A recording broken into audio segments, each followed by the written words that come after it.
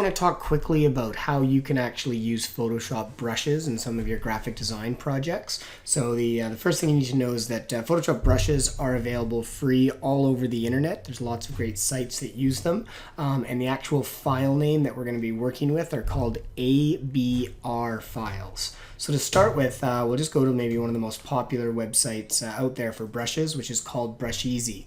And Brusheezy has just all sorts that you can get. I mean, you can search for anything in terms of, let's say I wanted to get a grunge brush.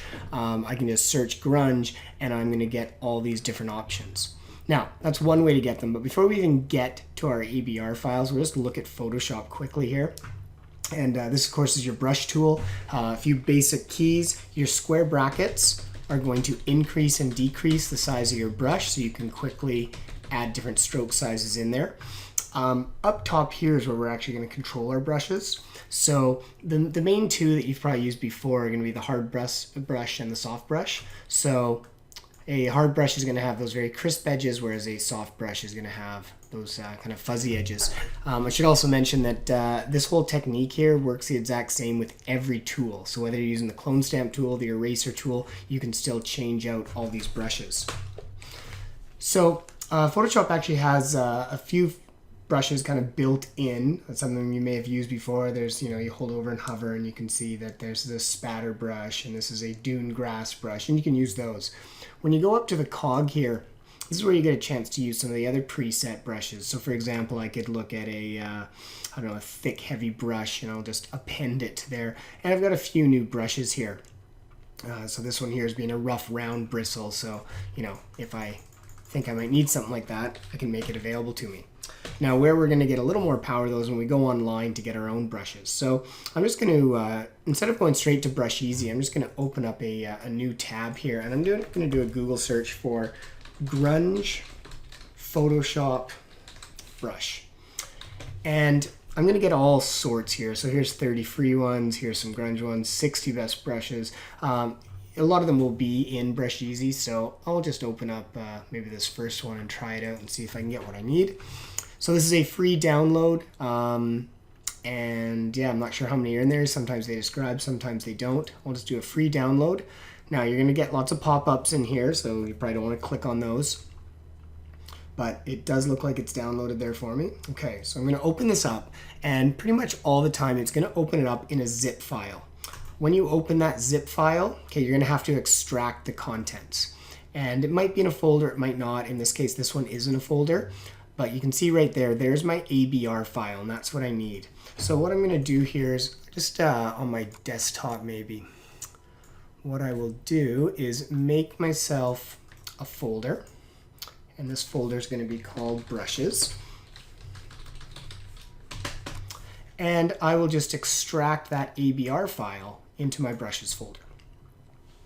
Now, while I'm on the internet here, I'm going to download a few other ones. I'm going to search for something called a Rising Sun brush. And let's see, so here's one from DeviantArt. I'll try that. Rising Sun brushes are kind of cool to get a nice background in certain images. I always get mocked for how many times I use them, but I do think they look pretty cool. So there's my zip file for Rising Sun brushes. Once again, it's an ABR file. I will take that into my brushes folder and I'll just drag it in. And then I'll do one more. I'll just do a search for tree brushes in Photoshop and see what I can find. Here's the complete tree brush pack. Looks like I'm going back to Brusheezy for this one. And here you go, 40 trees, free download.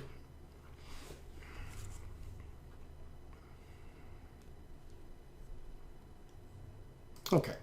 And so I'm going to take this final ABR file here and just extract it. So now I've got these three brushes that I've downloaded. What most people do is they double click them. You don't want to do that. Okay, you just need to know where they are. So in this case, I put them on my desktop in a brushes folder. I'm going to go to my brushes tool here.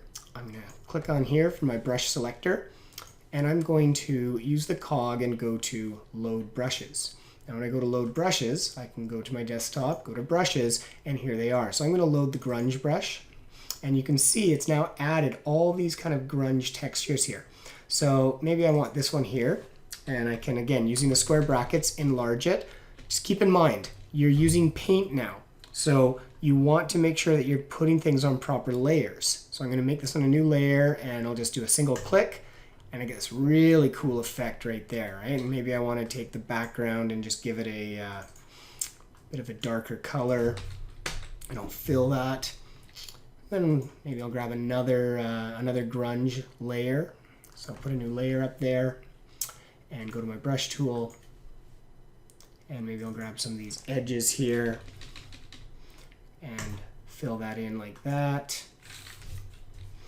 Oh, I just need to get a darker color here. There we go. Now you can actually rotate brushes, but it rotates the entire brush. If you're just doing one little thing that you want rotated, you could always make a new layer,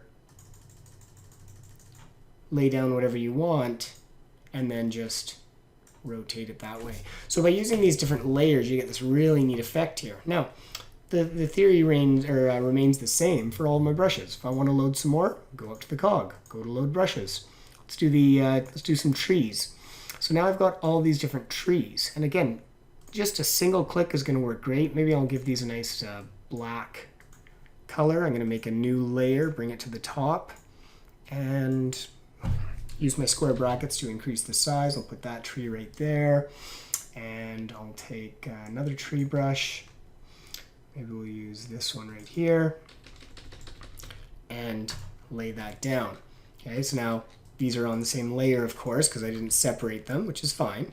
Depends on what you're wanting to do. And then finally, just to show you that one other brush there, I'll put a rising sun in the background. So I'll go to my brush tool. I will go to the cog, load brushes. I'm going to choose the rising sun. I get these rising sun effects now, and I will do maybe this one right here. Pick the color that I want. In this case, I'm going to make it kind of an orangey color, pale orange. Make sure I'm on the appropriate layer. Use my square brackets to increase the size, and I'll just lay that down like that. And you can see that the grunge there is kind of going over top of it.